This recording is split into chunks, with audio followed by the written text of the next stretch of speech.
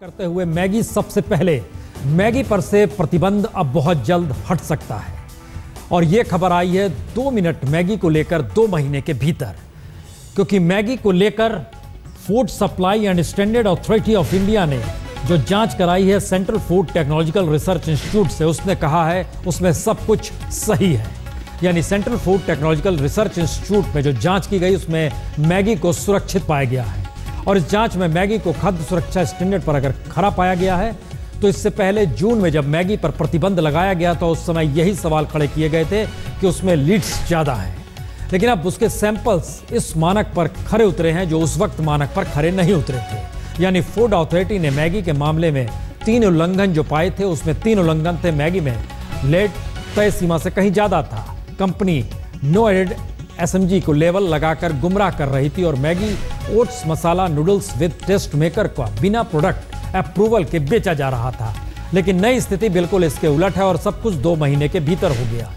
इसलिए अब बच्चों में खुशी की लहर दौड़ सकती है और ये कह सकते हैं कि 2 मिनट मैगी के जरिए अब फिर जायका ले सकते हैं, क्योंकि जिस तरीके से देश भर में 2 महीने पहले मैगी पर प्रतिबंध लगाया गया था, अब वो प्रतिबंध हटने का रास्ता FSSAI ने साफ कर दिया है। क्योंकि जिस लेबोरेटरी में जांच कराया गया है उसके बाद उसमें सारे सैंपल्स और तमाम मानक तत्व ठीक पाए गए हैं। तो मैगी से पाबंदी हट सकती है।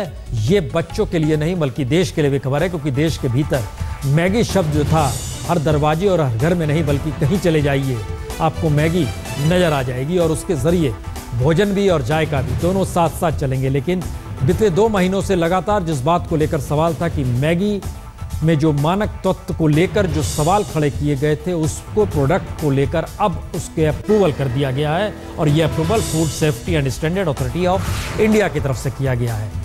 यानी मैगी पर प्रतिबंध हट सकता है। और संजय, क्या जानकारी और संजय जी बताइए कब तक प्रतिबंध हटेगा?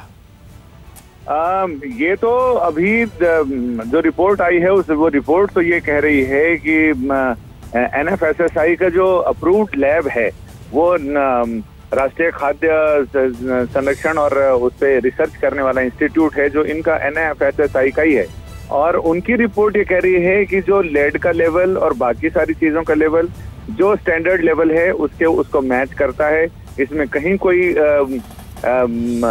शक की गुंजाइश नहीं है। तो ऐसे में सवाल ये उठता है कि जब इतने पहले की रिपोर्ट थी तो ये रिपोर्ट बहुत सारे सवाल उठाती है। अगर उस समय जांच हुई और रिपोर्ट आ गई थी तो फिर अब रिपोर्ट क्यों आ रही है? और आम आदमी इस बात को लेकर कंफ्यूज है कि वो पहले वाली रिपोर्ट पे यकीन करे या इस रिपोर्ट पे यकीन करे।